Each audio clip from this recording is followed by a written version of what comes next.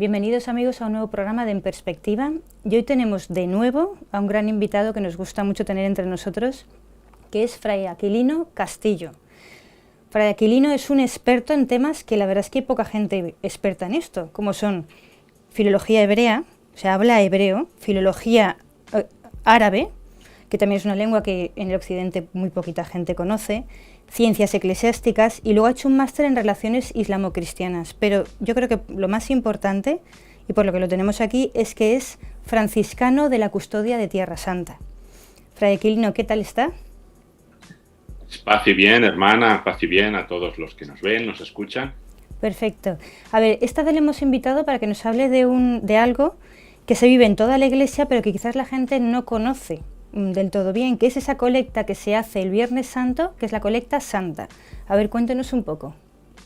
Pues yo creo que es un tema muy importante, porque es un tema que refleja además una gran eclesiología. San Pablo, en sus cartas, ya lo menciona, y en sus viajes también a Jerusalén. San Pablo era consciente de que la comunidad cristiana de Jerusalén, los primeros cristianos, de que esa iglesia madre era una iglesia que vivía en minoría, era una iglesia que estaba muy necesitada del contacto con otras iglesias fuera de esa tierra santa, que de alguna forma había albergado no solamente la revelación, sino también el primer anuncio y la labor misionera a todo el mundo. Y esto yo creo que también se repite en nuestros días. La iglesia de Tierra Santa es una iglesia minoritaria, o las iglesias de Tierra Santa, la iglesia de Palestina, Israel, la iglesia de Alejandría, de los padres del desierto, de los grandes maestros de la iglesia, de los padres de la iglesia de Siria, donde por primera vez fuimos llamados cristianos, del Líbano, la iglesia también de la inmigración por causa de las guerras.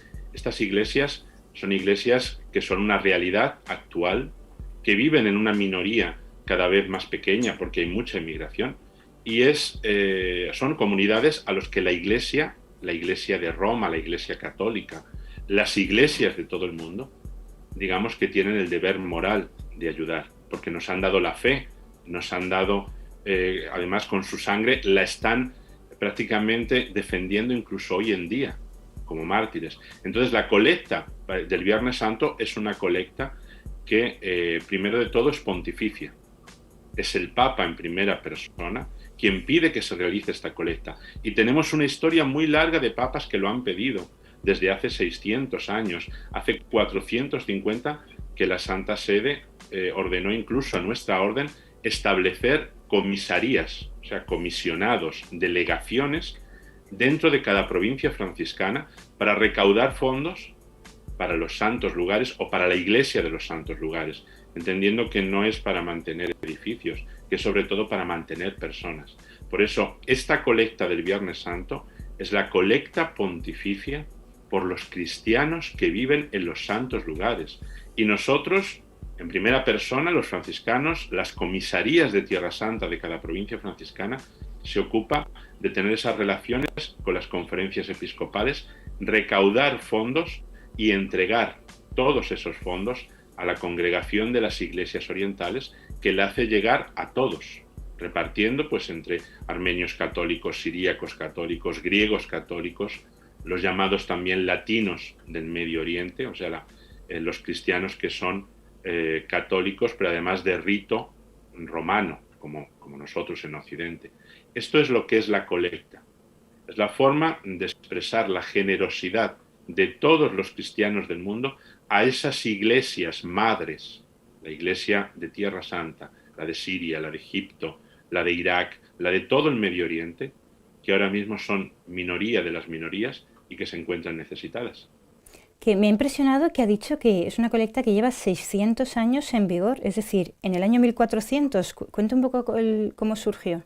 Sí, en realidad tiene mucho más tiempo, porque hay un dato muy curioso que para nosotros en España también es algo muy particular y muy importante. Cuando en el año 1345 los reyes de Nápoles, Roger de Anjou y Sancha de Mallorca, piden a la Santa Sede poder establecer una comunidad de frailes menores, de franciscanos, en el cenáculo, Cuando reciben el permiso, ellos automáticamente, como estaban en contactos comerciales, pues imagínense el reino de Nápoles, sur de Italia, había contactos comerciales con los sultanes de Egipto, de Damasco, solicitan el permiso para establecer allí una comunidad y compran el terreno donde antaño estuvo el cenáculo. Ese va a ser nuestro primer convento, es la casa madre de la custodia de Tierra Santa en Jerusalén. Entonces, desde ese momento ya empieza a haber un patronado, ¿no? un mecenazgo sobre los frailes que están ahí, porque lógicamente los frailes ahí tampoco podían pedir a los musulmanes o a otros miembros de otras religiones que les ayudasen a sobrevivir. Con lo cual ya empieza ahí ese mecenazgo por parte de los reyes, sobre todo de la reina Sancha de Mallorca, que es quien verdaderamente pone el dinero para comprar el cenáculo. Y a partir de ahí, como la Casa Real de Nápoles va a ser absorbida por la Corona de Aragón, después por los Reyes Católicos, empieza ese cuidado especial de las monarquías hispánicas para los santos lugares y para los cristianos que viven ahí. De tal forma que eran los franciscanos, los procuradores que se llamaban españoles, los que llevaban el dono de los reyes de España.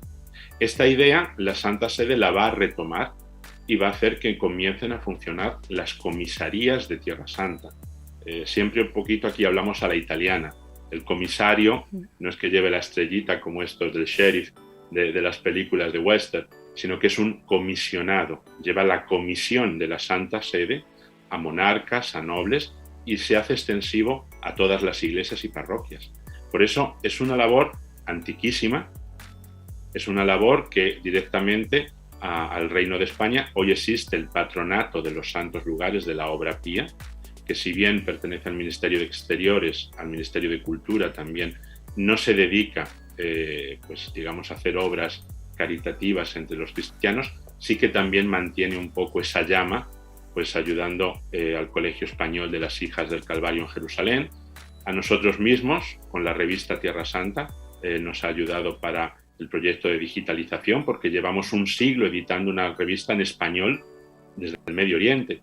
Entonces, existe también esa relación. Pero esa relación, gracias a Dios, la Santa Sede supo de alguna forma abrirla y tenderla a todas las iglesias, a la Iglesia Universal, a todas las diócesis, a todas las parroquias, para que el Viernes Santo o cualquier otro día de la Semana Santa, por ejemplo, la Conferencia Episcopal Alemana ha empezado a hacerlo el Domingo de Ramos, porque el Viernes Santo va menos gente a misa. Bueno, a misa, a las celebraciones. Con lo cual ha extendido al Domingo de Ramos para que verdaderamente haya una obra de caridad hacia toda esa gente que ahora mismo está incluso en momentos de guerra, como ocurre en Siria, o en persecución, como ocurre en Egipto.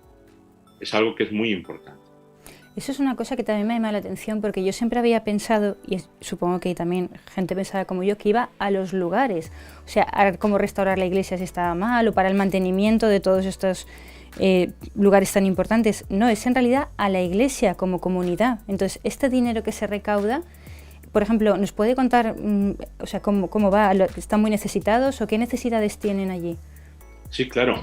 Piensen que cada zona tiene unas necesidades muy diferentes. Por ejemplo, en Egipto, por supuesto, la iglesia, los diferentes institutos religiosos, las órdenes religiosas mantienen escuelas. En los países de ámbito islámico no existe una libertad de conciencia. Sí puede haber libertad de culto, al menos sobre las constituciones, por lo cual es posible mantener un templo cristiano y celebrar la Eucaristía, diferentes funciones litúrgicas en ese templo, pero no existe la libertad de conciencia, por ejemplo, para que los cristianos puedan estudiar religión cristiana dentro de colegios estatales.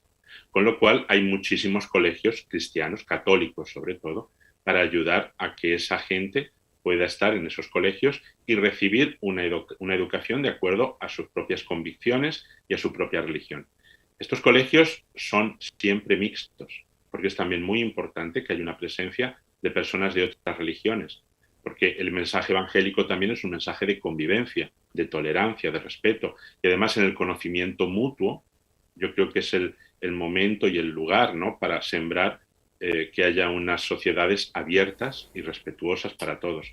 Con lo cual, Egipto sobre todo pues tiene esa problemática en cuanto a escuelas, a orferinatos, leprosarios. O sea, hay que pensar que hay muchísimas obras que hay que hacer. Irak y Siria se han visto azotados por la guerra. Esta guerra, que insisto, en Siria todavía está presente. Está presente también un bloqueo económico muy grande.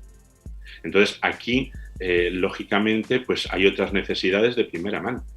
Pues necesidades sanitarias, necesidades de reapertura de locales para comenzar con escuelas para niños. Al mismo tiempo, Jordania y Líbano están absorbiendo muchísimos inmigrantes y esos niños necesitan también escuelas, educación, pero también la gente mayor, sobre todo, necesitan pues, tener curas sanitarias, acceder a una vivienda más o menos digna. Entonces, todas esas necesidades son necesidades muy particulares de cada territorio. Lo mismo ocurre en Palestina. En Palestina todavía no existe un Estado. Digamos que, por ejemplo, la pandemia ha afectado a España, a Europa, a todo el mundo, pero los países occidentales han podido responder de alguna forma con estas políticas de ERTE, que de país a país funcionaban mejor o peor. En Palestina esto no existía. Se cerraron los hoteles, se cerraron los negocios, restaurantes, tiendas para peregrinos, y hubo también que responder a estas familias que dependían de eso, exactamente. También escuelas, en Siria, hospitales. Entonces, todas estas necesidades son las que se vienen a cubrir con la colecta del Viernes Santo. Sí es verdad que en un momento determinado, si hay que realizar algún tipo de locales en las parroquias, piensen que en Oriente las parroquias son mucho más activas de lo que son nuestras parroquias en Occidente. Entonces, por ejemplo, los funerales se realizan dentro del complejo de la iglesia. Se requieren salas pues, para albergar ese funeral que muchas veces dura 2 o 3 días. Entonces, la gente normalmente necesita unas salas con cocinas porque se realiza allí pues el almuerzo para todo el mundo. Son cosas que son muy tradicionales, pero que son muy necesarias también. Entonces, hay una parte mínima que puede ir a la construcción de diversos locales eclesiásticos de uso común de la gente. Pero en realidad, todo lo que es la restauración, por ejemplo, en Tierra Santa, de los grandes santuarios, pues la custodia de Tierra Santa va adelante con esos trabajos de restauración, que son complejos, que muchas veces son de mosaicos, pero se intenta buscar también un sponsor extra, exterior, para mantener esos santuarios. Y por supuesto hay muchísimas donaciones privadas que van destinadas a eso, que se hacen donaciones pues a través de los peregrinajes, a través del Centro Tierra Santa, que tenemos ahí en la calle Mayor 49, en Madrid, a través de comisarías, pues a veces se lanza el anuncio, se quiere restaurar una iglesia. Ahora mismo España, el pueblo de España, el pueblo de Croacia, el pueblo de Colombia, han construido 3 capillas en el Campo de los Pastores, cerca de Belén. Ha sido también una respuesta para dar trabajo a muchas familias, 64 familias, y al mismo tiempo, esperando ya el final de la pandemia, pues los peregrinos van a encontrar 3 espacios litúrgicos nuevos para poder usar. Pero esto no ha salido de la colecta del Viernes Santo, sino que han salido de donaciones puntuales para ese objetivo, y se ha logrado. Eso quería preguntar. Ahora alguien que está viendo este vídeo dice, pues yo quiero ayudar, no voy a esperarme al Viernes Santo, mañana mismo. ¿Cómo puede ayudar? O sea, ¿en qué web busca? ¿Cómo puede hacer algo para donar? Pueden buscar, por ejemplo, con las 3 Ws, www.centrotierrasanta.com.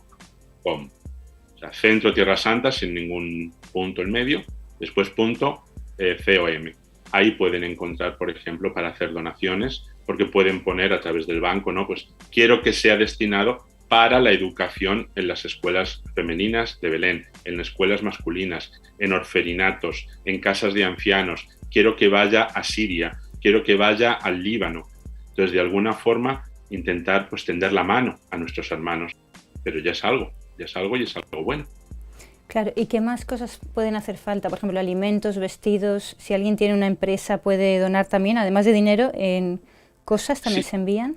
El problema de los alimentos, por ejemplo, mandar alimentos es muy complicado porque los alimentos son perecederos. pero el hecho de mandar ropa o algo así, eso exige un container para llevarlo. Entonces, si pensamos en este momento que estamos viviendo, desde el verano pasado el precio de los containers pasó de $2.000 a llegar hasta los 15.000, incluso más. Ahora mismo, con el periodo que estamos viviendo tan sombrío, aquí en Europa, con una amenaza muy grande, pues es muy posible que todo suba muchísimo más de precio. Entonces, lógicamente, a no ser que sean cosas puntuales que se pidan en un determinado momento, pues no sé, algún tipo de material quirúrgico o algo así, pero eso también es difícil, o sea, es difícil porque después hay que pagar impuestos de aduana muchas veces. Sí, es más práctico el dinero. Sí. Entonces, es mucho más práctico el dinero, que se diga a dónde se quiere enviar, escuelas, educación, es más lógico. Y entonces, pues bueno, lógicamente eso es más fácil de llevar porque es una transferencia interbancaria y es más fácil de hacerlo llegar. Desgraciadamente, el problema también en toda la zona del Medio Oriente es el problema de fronteras. Es muy difícil hacer llegar, por ejemplo, al puerto de Ashdod o de Haifa en Israel. Es fácil hacer llegar un container, es fácil establecer las relaciones de aduana, pagar el dinero y liberar a través de impuestos esa mercancía. El problema es que desde ahí intentar llevarlo a Siria es completamente imposible, porque no hay relaciones entre los países. Y si tienes que pasar 2 o 3 fronteras, tienes que pagar una cantidad de impuestos que lo hace 4 o 5 veces más caro de su precio real. Entonces no merece la pena. Claro. Yo también estaba pensando, nos contaba que son 2 o 3 días de funerales que allí comen, o sea que como la vivencia de la fe es distinta a la que vivimos en Occidente. ¿Nos puede contar un poco cómo viven ahí los cristianos? Sí, sí. Bueno, en todo el Oriente, no solamente los cristianos, sino el resto de religiones, el Islam, el judaísmo, la filosofía o la religión Bahá'í, el cristianismo en todas sus formas, por supuesto, y también el Islam y el judaísmo en todas sus formas. Lógicamente impregna mucho más todos los momentos de la vida, porque en el mundo oriental se entiende como la religión es en realidad lo que empapa mi propia existencia. Entonces, Dios está muy presente en todos los sentidos, con lo cual todos los días desde que se rompe la aurora, las 3 grandes religiones monoteístas van a rezar. Entonces, es muy fácil encontrar a todo el mundo que va a rezar antes de ir al trabajo. ¿Quién a la mezquita? ¿Quién a la sinagoga? ¿Quién a un templo cristiano, a una iglesia? Entonces, es algo que también llama mucho la atención, ¿no? Como, por ejemplo, pues nosotros en Belén tenemos la primera misa a las 3:30 de la mañana, 4 menos cuarto, Caramba. dentro de la gruta. Y como hay gente que viene a esa celebración eucarística para después volver a casa, hacer el desayuno y después irse a trabajar. Entonces, es algo que yo me doy cuenta impregna toda la vida. Entonces, todo gira además alrededor de las celebraciones religiosas, teniendo en cuenta que, por ejemplo, el fin de semana en Oriente es un poquito raro, porque el viernes es el día sagrado de los musulmanes, con lo cual es el día que no hay escuelas. El sábado en Israel es para los judíos y el domingo es para los cristianos, que son en minoría. Entonces, dependiendo del país, por ejemplo, en Egipto los cristianos tienen las misas principales los viernes y los domingos, porque los viernes no trabajan, casi todo está cerrado. Pero el domingo también es domingo. Por el resto es como el fin de semana es más corto porque solamente es un día. Pero en la vida cotidiana sí hay una presencia de Dios mucho más grande. La gente lee muchísimo más los libros sagrados. Los cristianos están continuamente leyendo y escrutando la Sagrada Escritura, la Biblia, está muy presente. En toda la Tierra Santa, el catecismo, la catequesis, es algo que se empieza desde muy pequeños y se prolonga 3, 4, 5 años. Yo tengo la experiencia de ser párroco en Siria y es donde mejor he escuchado las confesiones. La gente sabe qué significa el sacramento de la reconciliación, sabe preparar un examen de conciencia, sabe hablar cuando se está confesando, sabe cuál es el pecado y al mismo tiempo sabe cuál es la tentación vencida, qué significa la culpa, cómo se han alejado de Dios ante un pecado u otro. Entonces, confesar allí verdaderamente es verdaderamente un acto de aprender cómo la persona se comunica con Dios. Y a eso es a lo que me refiero, de que Dios está mucho más presente en la vida de las personas. Se es mucho más consciente de la existencia de Dios en todo nuestro relacionarnos, en la forma de emprender los negocios, en todo eso. La gente está mucho más consciente de que Dios existe y está presente en nuestras vidas. Por supuesto, los grandes actos sociales, como bautismos, comuniones, matrimonios y sobre todo los funerales. Los funerales, yo les decía, se alargan el tiempo. Normalmente se hace un responso ante el difunto y enseguida se le va a enterrar, pero ese día no se realiza la misa. La misa va a venir después de 3 días y después de 7 días y al mes, y son verdaderamente momentos en los que toda la comunidad cristiana se hace presente en la Eucaristía y acompañando a la familia después en los salones parroquiales, que en Oriente son muy grandes, porque está toda la comunidad presente. Y eso es algo que es muy importante porque se siente la cercanía de esas personas. Entonces, es algo que verdaderamente conmueve. Eso quería preguntarle, comunidad. ¿La gente vive en comunidad, se ayudan en la fe, en las dificultades de la vida, se conocen unos a otros? ¿O es como aquí, que por ejemplo en España a veces sí que hay comunidades, pero por lo general uno va a una iglesia, otro día va a otra, simplemente acude a los actos litúrgicos? ¿Cómo se vive allí la fe? Bueno, allí se vive también con una particularidad muy grande, ¿no? Piensen ustedes que la iglesia de Tierra Santa es iglesia madre, pero esa madre ha tenido o ha generado muchísimas iglesias.